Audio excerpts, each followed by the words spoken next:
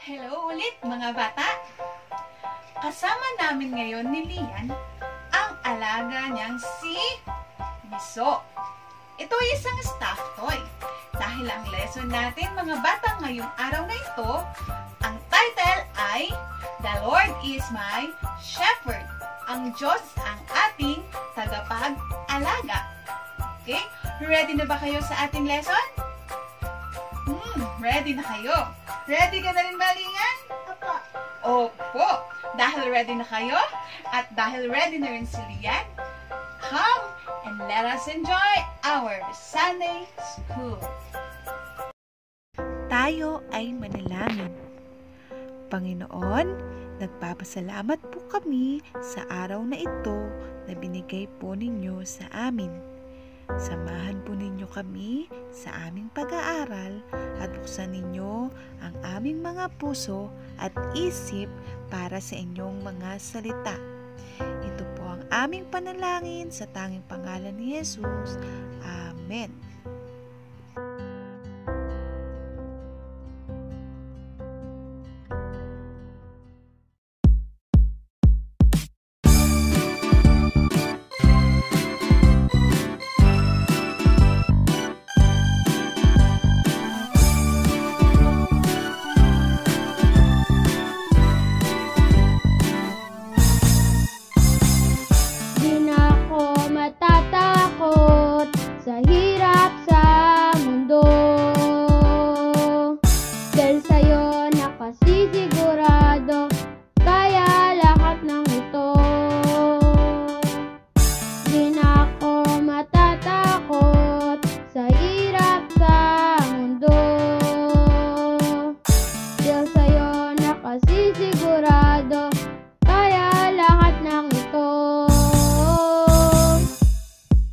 Dahil ikaw ay Jesus ang kaibigan, ako'y di iniwanan. Dahil ikaw ay Jesus ang kailangan, ang aking kaligtasan.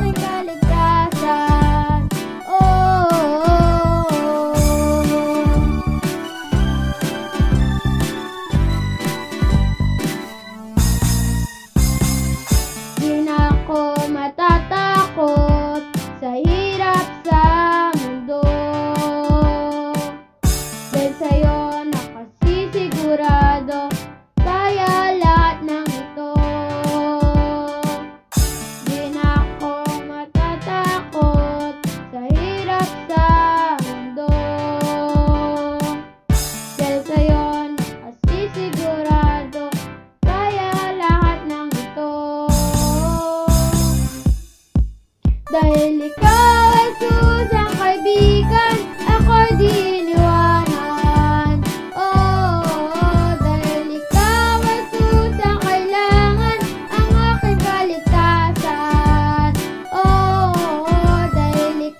ay Jesus ang kaibigan, ako'y di iniwanan. Dahil ikaw ay Jesus ang kailangan, ang aking kaligtasan.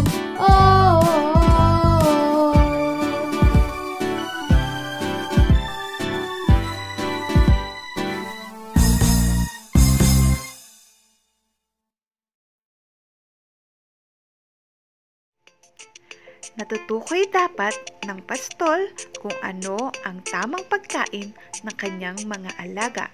Kids, tulungan niyo akong tukuyin kung ano ang tamang pagkain ng mga animals na ito. Eto ba? Hindi.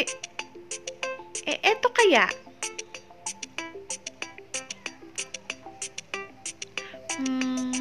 Hindi rin. Kung eto kaya? Aha! Tama! Sa Salamat mga kids sa pagtulong sa akin na matukoy kung ano ang pagkain ng mga animals na ito. Kagagaling nyo. Sige, hanggang sa muli. Salamat sa inyong pagtulong. Mga bata, ngayong araw na ito ay nabalitaan namin na si King David daw ay namamahinga sa bukid. Gusto namin sana siyang puntahan at tingnan kung ano yung kanyang ginagawa. Kilala niyo ba si King David, mga bata? Si King David ay ang naging pinakamagaling na hari ng Israel. Lagi siyang nananalo sa mga labanan. Alam ba ninyo na mga bata na isa siyang musician? Musician. Alam niyo ba na sa Bible, sa awit, marami sa mga points doon, na marami sa awit doon, siya ang nagsulat. At alam niyo ba na natugtog din siya si King David? Diba? Ang galing niya. At kung hindi niyo na itatanong, siya rin ay isang dating shepherd. Shepherd, nag-aalaga siya ng mga hayop. Kaya tara, samahan niyo kami at puntahan at pakinggan natin si Haring David.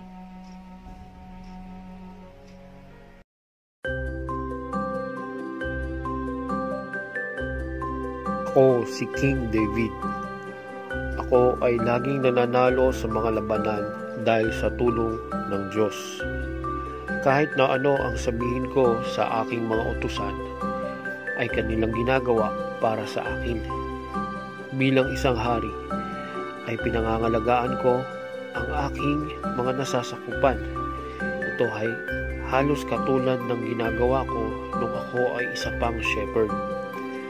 Inaalagaan ko ang aking mga tupa, pinabantayan ko sila, at pinagtatanggol mula sa mga mababangis na mga hayop. Inagabayan ko sila sa lugar kung saan naroon ang pagkain at inumin, at kung saan sila makakapagpahinga. Bilang ko din kung ilan ang sheep ko. Ngunit napaisip ako na bilang hari ay may nag-aalaga din pala sa aking isang shepherd. Mahal ako ng shepherd ko at siya ay mabuti. Inaalagaan niya ako at binabantayan mula sa panganib, sa lahat ng oras, kahit pa nga sa mga labanan. Ibinibigay niya sa akin ang lahat kong kailangan, pati mga nasasakupan ko. Hindi kami nagkukulang dahil nagbibigay ang Diyos.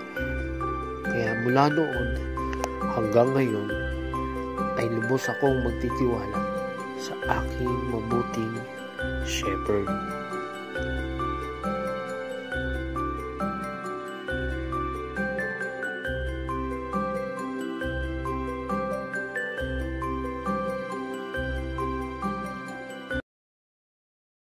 Sa napakinggan namin sa inyo. Tunay nga na ang dami-dami naming natutunan. Ikaw ba, Lian? Ang dami kang natutunan kay King David? Opo. Opo. Ako, isa siguro sa mga natutunan ko kay David, una ay ang pagiging hari at pagiging pastol ay may pagkakahalin tulad. Dahil pareho silang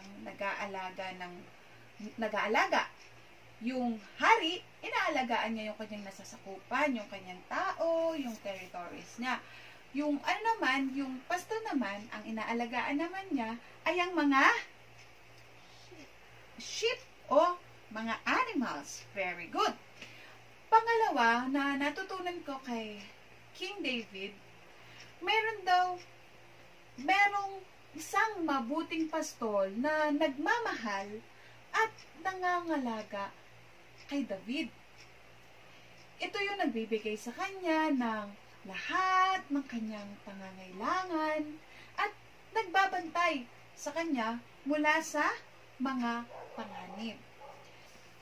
Mula sa sinabi ni David, naisip ko din, mga bata, na ako pala at ang aking pamilya, yung aking mga mahal sa buhay, at maging kayo, mga bata, ay mahal at binabantayan ng kaparehong pastol ni David. Binibigay ng pastol ang lahat ng mga pangangailangan natin. Pinoprotektahan tayo ni God mula doon sa mga panganib. At alam nyo ba mga bata na gumagamit ang Diyos ng mga tao para ibigay yung ating mga needs. Katulad ng food, katulad ng bahay, katulad ng yung mga basic needs natin. Naalala ko na noong nakaraang araw, may mga kumakatok sa aming bahay at nagbibigay ng mga pangangailangan namin, katulad ng pagkain. Kaya nagpapasalamat kami talaga ng marami kay Lord. Salamat kasi yung mga taong iyon ay ginagamit ni Lord, yung mga mababait na tao na yun ay ginagamit ni Lord para iparamdam na yung pagmamahal ni Lord sa amin. Na kami pala ay love ni Lord at binabantayan niya. Ganon din mga bata, naiisip nyo ba na may mga mabuting tao na tumutulong sa inyo, ginagamit sila ni God para iparamdam sa inyo na love kayo ni Lord at binabantayan na kayo. Sino nga yung mabuting pastol natin mga bata? Sino nga, Ate Lian? Si God. Si God. Okay. Dumako na tayo sa mga katanungan. Unang tanong. Ano ang gawain ng isang mabuting pastol? Tama. Inilalagay ng mabuting pastol ang kanyang mga alaga pupunta sa lugar na kung saan sila makakainom at makakakain. Kung saan sila safe mula sa mga panganib. Pangalawang tanong. Kung may panganib o kahirapan man, ano ang dapat nating gawin bilang mga tupa ng Diyos?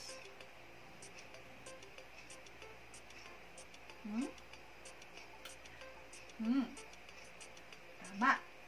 Tayo ay manatiling nagtitiwala sa Diyos. Alam ng Panginoon na ating mabuting pastol kung paano tayo pangangalagaan. At dahil alam niya ang lahat ng bagay at siya ay makapangyarihan, kayang ibigay ng Diyos ang lahat ng mga pangangailangan natin. Pangatlong tanong. Mga bata, sa lahat ng natutunan natin ngayong araw na to, ano ang ipinagagawa sa iyo ng Panginoon? Ano ang ipinagagawa sa iyo ng Panginoon?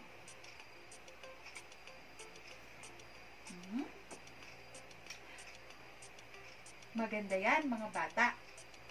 Maaari rin naman tayo na magbigay rin ng tulong, katulad ng sabi ko sa inyo kanina, may mga tao na ginagamit ng Panginoon para iparamdam sa amin na mahal kami ng Diyos, na mahal tayo ng Diyos.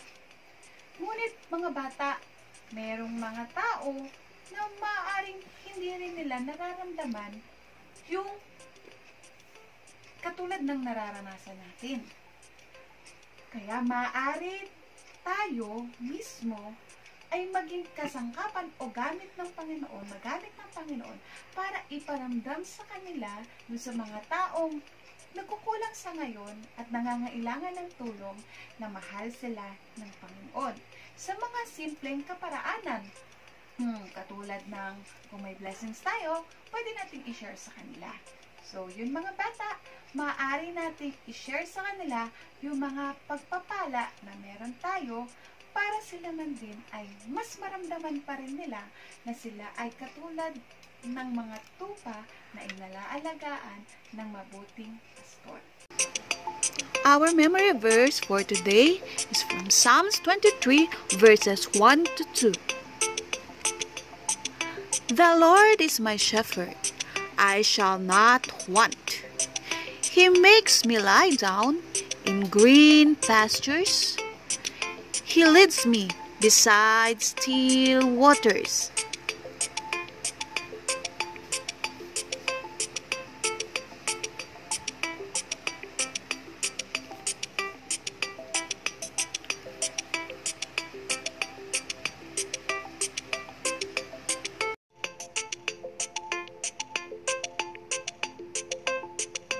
Sa araw na ito ay tuturuan ko kayong gumuhit ng isang ship. Ang mga kailangan natin, papel, marker, at crayons.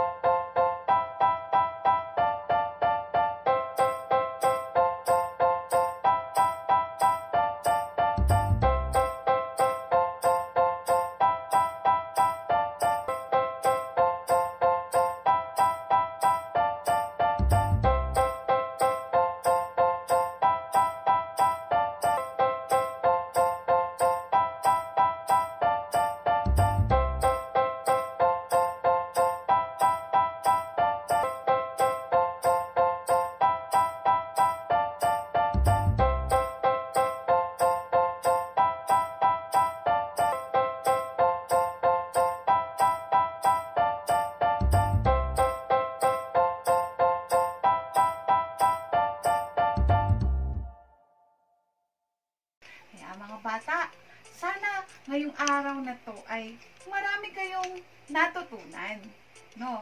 So, nawa, patuloy tayong maging pagpapala sa iba. Huwag natin kalilimutan na tayo ay magtiwala sa ating Diyos at tayo rin naman ay maging kasangkapan ng Diyos para iparamdam sa iba na sila ay mahal at inaalagaan ng Panginoon.